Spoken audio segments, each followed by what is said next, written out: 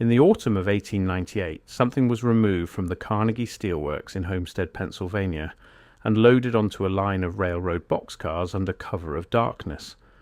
The men who carried it were paid for their silence.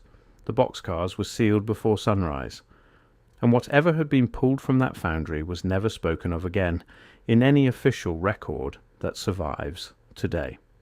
There is a story that has been passed down at the edges of American industrial history, a story that does not appear in the polished company biographies or the framed photographs on museum walls. It is the story of a night in October when the great Homestead Works, the largest steel operation in the world, stopped its normal production for reasons that were never explained to the workers. It is the story of crates built to a strange specification, of guards posted at doors that were never guarded, and of a train that left the rail yard with no manifest and no listed destination. If you have ever stood in front of an old building and felt that it was somehow older than the date carved above its entrance, that the stone and iron of it belonged to a world that no longer exists, then this story will feel familiar to you. Tonight we are going to walk through what witnesses claimed they saw, what the records do and do not contain, and why a growing number of people believe that the Carnegie Foundry was not building something new in 1898. They believe it was melting something down. Before we go further into this strange and quiet corner of history, take a moment to subscribe to the channel. These stories take a great deal of research to assemble, and the only way they continue is if you are here to receive them. Subscribe now, settle in, get comfortable, and let us begin. To understand why a sealed train leaving a steel mill could matter at all, you have to understand what the Carnegie Steel Company was in the final years of the 19th century. It was not simply a business, it was the single most powerful industrial force on the North American continent, and arguably in the world. The Homestead Works alone, sitting on the bank of the Monongahela River just outside Pittsburgh, employed thousands of men and ran its furnaces day and night without pause. The light from those furnaces could be seen for miles. The sound of them never stopped. Andrew Carnegie had built this empire on a simple and ruthless principle. He would control every stage of steel production, from the iron ore in the ground to the finished rail laid across the prairie. Nothing would be wasted. Nothing would be left to chance. And nothing, absolutely nothing, would be allowed to interrupt the flow of production that made him the richest man of his age. The Homestead Works in particular carried a heavy reputation, and not only for its size. Just 6 years earlier, in 1892, the mill had been the site of one of the most violent labor confrontations in American history.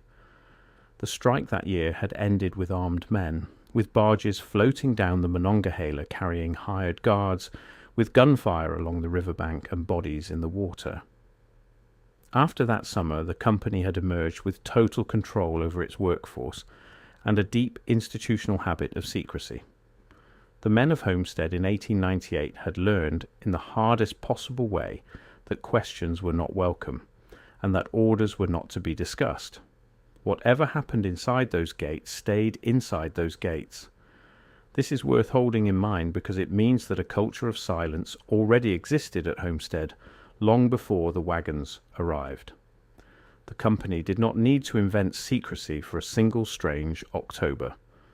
Secrecy was already the air the place breathed. It is also worth understanding what the Homestead Works physically was. It was not a single building, but a sprawling industrial city in its own right. Acres of furnace houses and rolling mills and finishing sheds laced together by their own private rail lines. A train could move within the works almost unseen. A furnace at the edge of the complex could run a special order through the night without the men in the next building ever knowing. The geography of the place made discretion easy. If the company wished to do something quietly, the works themselves were built in a way that allowed it.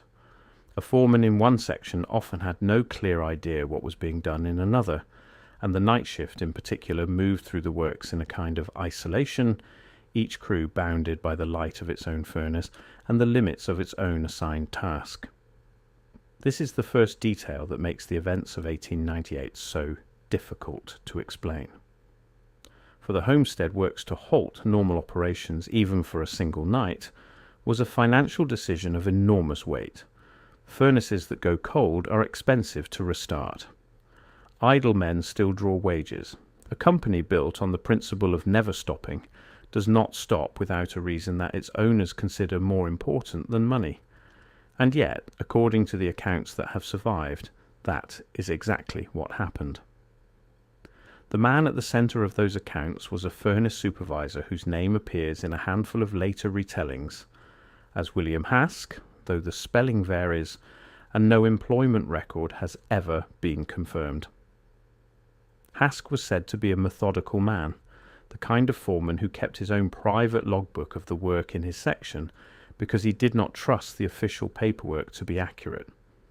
It is from that logbook, or rather from the people who claim to have read it before it disappeared, that most of this story comes down to us.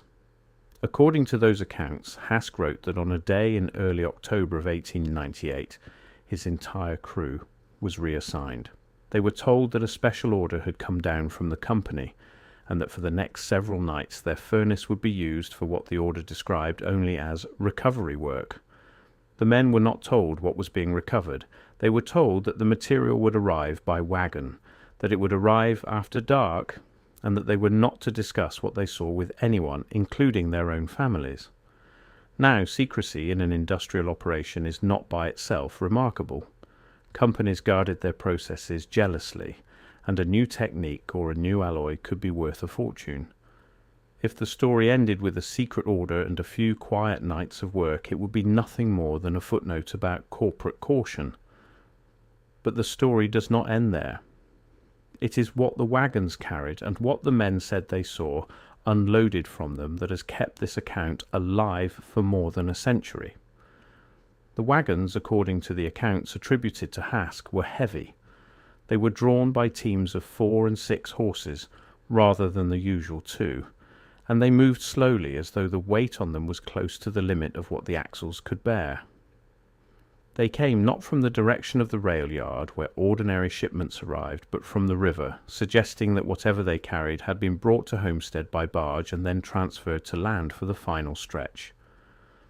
This detail of the river approach is one that the tellers of the story have always emphasized, and it is worth pausing on.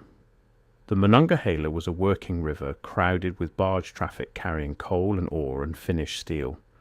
A barge arriving at Homestead would attract no attention at all.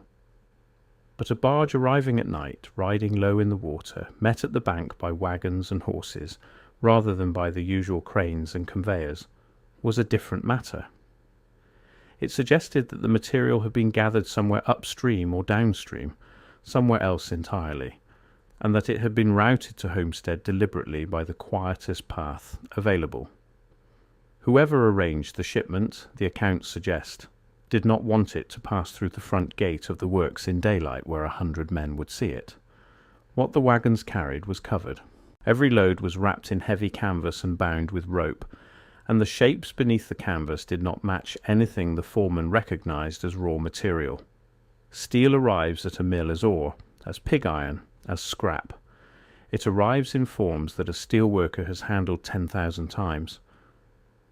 The shapes under that canvas, according to the men who unloaded them, were nothing of the kind. They were long, they were curved. Some of them, the accounts say, were ornamented. That single word, ornamented, is the hinge on which this entire story turns. Raw material for a steel mill is not ornamented. Scrap metal headed for the furnace is not ornamented. Ornament is something a human being adds to an object on purpose, with care and with skill, because the object is meant to be seen and to be admired. And ornamented metal does not, under any ordinary circumstance, arrive at a foundry by barge in the middle of the night to be melted into nothing. The men who told this story later, the ones whose second-hand testimony forms the body of the account, described pieces that looked like architecture. They described long sections of railing, fluted columns, panels worked with patterns of leaves and vines and faces. They described what sounded like the disassembled skeleton of a building, or of many buildings broken down into pieces small enough to fit through the door of a furnace. And this is where the story leaves the comfortable ground of ordinary industrial history and steps into the territory that has made it a cornerstone of an alternative view of the past. Because if you have spent any time among the people who study what they call Tartaria, you will recognize the shape of what is being described. You will recognize it immediately. The Tartarian idea, for those who have not encountered it, begins with a simple observation that almost anyone can make. Look at the great buildings of the 19th century. Look at the courthouses, the train stations, the exposition halls, the World's Fair pavilions. They are enormous. They are covered in detail so fine and so abundant that it seems to serve no function at all. They are built with a level of craftsmanship that, we are told, was produced by a society that had only just learned to use electricity and was still largely dependent on horses. Those who follow the Tartarian view look at these buildings and ask a question that, once asked, is difficult to set aside. How did a young, rough, still largely rural society produce this? How did a country still fighting its frontier wars, still burying its dead from a civil war, still lighting most of its rooms with oil and candle, also produce thousands upon thousands of monumental masonry structures of breathtaking refinement, and produce them quickly, and then in many cases tear them down again within a few decades? The World's Fairs are the example most often raised, and it is easy to see why. Between the 1870s and the 1910s, a series of vast expositions rose in American cities, and each one was a small kingdom of palaces. The Chicago Fair of 1893 alone covered hundreds of acres, with domed and columned halls of such scale and such ornamental richness that visitors described it as a glimpse of a perfected city, a white city of marble and light. And then, within a year or two, almost all of it was gone. The buildings, we are told, had been temporary, their grandeur only a shell of plaster over wood and iron, raised for a season and then pulled down. To the ordinary historian, this is simply what an exposition was. To the Tartarian eye, it is something else, an admission that an age supposedly straining at the limits of its resources could raise a city of palaces as a passing entertainment and then discard it without apparent regret. The answer offered by the Tartarian view is that this society did not build those structures at all. The buildings, according to this idea, were already standing. They were the remnant of an earlier civilization, a vast and advanced culture sometimes called Tartaria, which had been damaged or destroyed by some great event, a war or a flood, or some catastrophe that the official history has erased.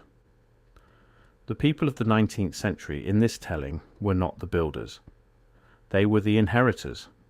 They moved into a world that had been built by someone else, and they spent the following decades quietly explaining that world as their own, and quietly dismantling the parts of it they could not explain. You do not have to accept this idea to feel the weight of the question behind it, and it is against this background that the story of the Carnegie Foundry takes on its full and unsettling shape. Because if there were structures from an older world standing across the American landscape in 1898, ornamented structures of metal and stone that did not fit the official story, then somebody would have needed to remove them.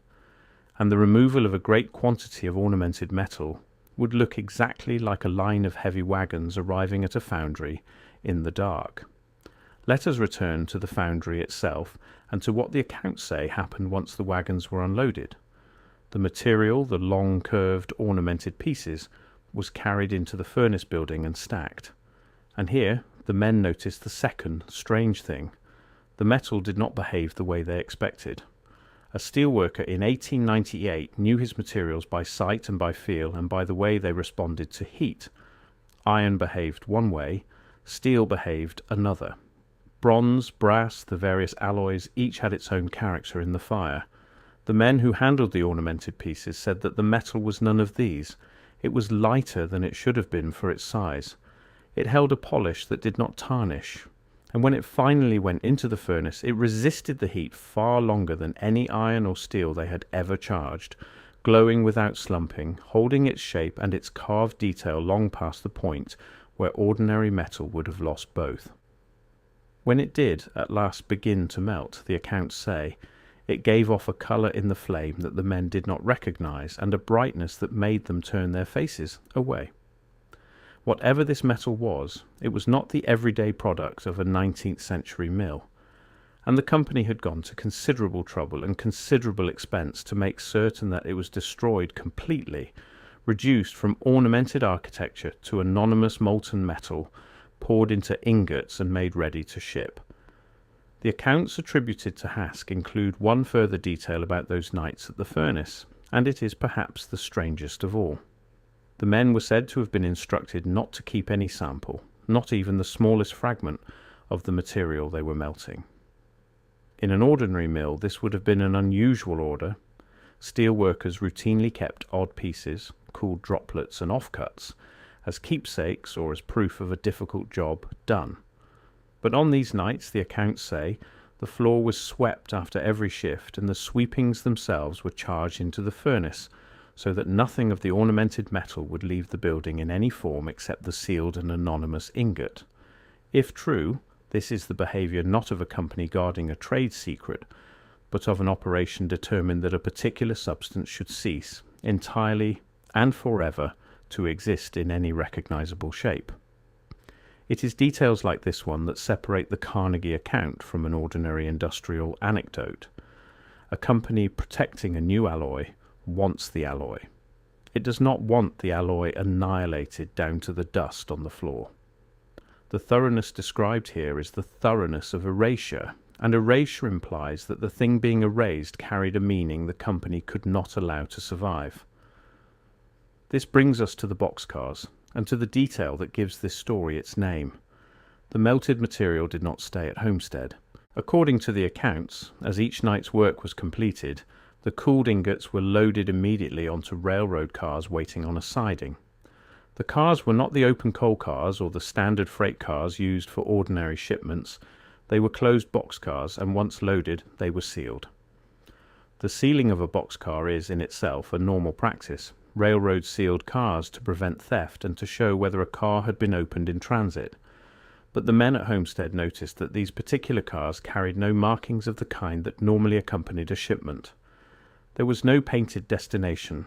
There was no chalked routing. There was, according to the accounts, no paper manifest of the kind that would tell a railroad clerk what the car contained and where it was bound. The cars were simply sealed, and at a certain hour they were coupled to a locomotive, and the train pulled out of the Homestead yard and onto the main line, and was gone. Where did it go? This is the question that the story cannot answer, and the absence of an answer is itself part of why the story endures. A sealed train of unmarked boxcars leaving the largest steel mill in the world should have left some trace.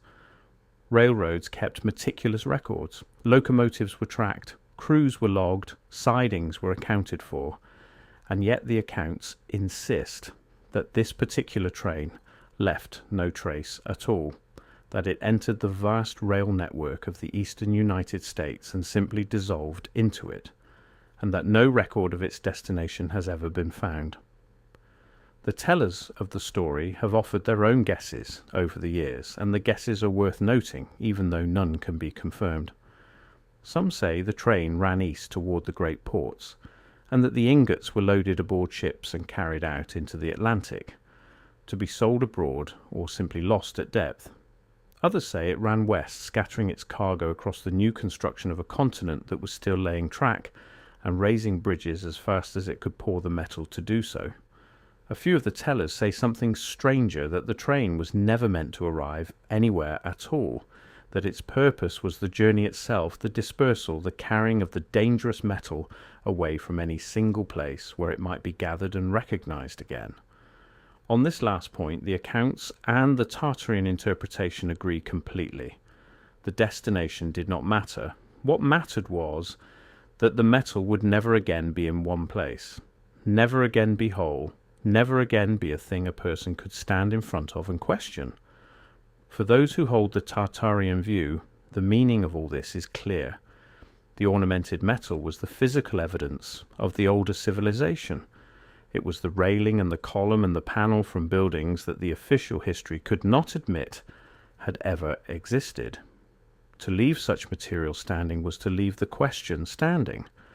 And so the material was gathered quietly and at great expense and brought to the one kind of place capable of destroying it utterly. A foundry does not simply hide a thing. A foundry unmakes it. It takes an object with a shape and a history and a meaning, and it returns that object to formless metal, from which a new and entirely ordinary history can be poured. The sealed boxcars in this reading were the final stage of the erasure. The melted metal had to be moved far from the place it was destroyed, distributed and dispersed and folded into the ordinary stream of industrial production, so that no single concentration of it would ever again raise a question. By the time that metal became rail and beam and bridge, it would be untraceable. It would be everywhere, and therefore nowhere. The evidence would not have been hidden in a vault. It would have been dissolved into the very infrastructure of the modern world. It is a powerful and a haunting idea, and before we let it settle too comfortably, we owe it to ourselves to turn it over and look at its underside. Because the story of the Carnegie Foundry, for all the detail in which it is told, rests on a foundation that is far less solid than the telling suggests. The first difficulty is the figure of William Hask himself. No verified employment record from the Carnegie Steel Company has ever been produced bearing that name in connection with the Homestead works. The private logbook, the supposed source of nearly everything in the account, has never been seen by any researcher who has written about the case. It is always described as having existed, as having been read by someone, as having been lost or destroyed or quietly removed. A document that everyone has heard of and no one can produce is a familiar feature of stories like this one, and it should make us cautious. The second difficulty is the nature of the testimony. Every version of this account is second-hand at best, and more often third or fourth-hand. It is the recollection of someone who said that an old man told them decades later what he had seen as a young worker. Human memory across that span of time is not a reliable instrument. It blends, it borrows, it dramatizes. The long curved, ornamented shapes under the canvas may owe as much to the storyteller's imagination as to anything that crossed a wagon bed in 1898. There is also a pattern in how stories of this kind grow, and anyone who has followed them for long will recognize it. A small and plausible event sits at the center. A real wagon load of scrap, a real night shift, a real sealed car. Around that center, with each retelling, a layer of meaning is added. The metal becomes lighter than it should be. The flame takes on an unnatural color.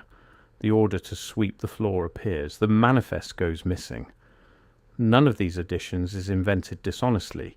Each teller simply passes on the version they received and, perhaps without knowing it, sharpens one detail or rounds out another, because a sharper story holds an audience better than a vague one. After 50 years of this, the account has the texture of something witnessed and recorded, when in fact it is something grown. The third difficulty is the most serious, and it concerns the ornamented metal itself. The 19th century was, in fact, a great age of ornamental metalwork, and there is nothing mysterious about it whatsoever. Cast iron was produced in staggering quantities and worked into railings, columns, fountains, storefronts, and entire building facades, all of them covered in leaves and vines and faces, exactly like those the accounts describe. Foundries across America turned out this material by catalogue, and architects ordered it by the page. Ornamented architectural metal was not the relic of a lost civilization. It was one of the most ordinary products of the age. An ornamental cast iron was, in fact, frequently melted down. When a building was demolished, its iron was scrap, and scrap went back to the furnace. The recycling of architectural metal was a routine and continuous part of the industry. A wagon load of curved, ornamented iron sections arriving at a foundry to be melted is not evidence of a cover-up. It is evidence of a Tuesday. So a skeptic can account for almost every element of this story without invoking a lost civilization at all. A demolished building, its decorative ironwork sold for scrap, carried by barge and wagon to the nearest major furnace, melted and recast and shipped onward as ordinary product. Secrecy explained by nothing more than a company protecting a contract. Sealed boxcars explained by nothing more than standard railroad practice. The whole strange night dissolves under this light into something entirely mundane. And yet the story does not quite let go, and it is worth being honest about why. It is not the documents that give it its hold, because there are no documents. It is the question underneath it, the same question the Tartarian view keeps returning to, and that the ordinary history answers a little too quickly and a little too smoothly. Stand in front of one of the surviving buildings of that era, stand in front of an old courthouse or a great train shed, or one of the few exposition halls that was never torn down. Look at the work in it. Look at the sheer quantity of deliberate, skilled, patient detail, and then remember how briefly many of these structures were allowed to stand, how readily the age that supposedly built them also destroyed them. There is a genuine strangeness there. It is not the strangeness of a hidden empire of metal. It is the strangeness of a society that built with such conviction and discarded with such ease, and that strangeness is real, and it is felt, and it does not require a sealed train to be worth sitting with. Perhaps the deepest reason a story like this one survives is that it gives a shape to a feeling that is otherwise difficult to hold. The feeling is a kind of grief, quiet and hard to name, for a built world that was lost not through any single catastrophe, but through 1,000 ordinary decisions. The courthouses came down for parking lots. The train sheds came down for newer and plainer stations. The exposition palaces came down because their season was over. No conspiracy was needed for any of it. Only the slow, steady preference of each generation for the convenient over the beautiful, and the short memory that lets a city forget within a lifetime what once stood on a given corner. The Tartarian story takes that diffuse and unprovable grief and gives it a villain, a date, a sealed train pulling out of Homestead in the dark. The villain is almost certainly imaginary. The loss the story is reaching toward is not. That, in the end, may be the truest thing this story has to offer.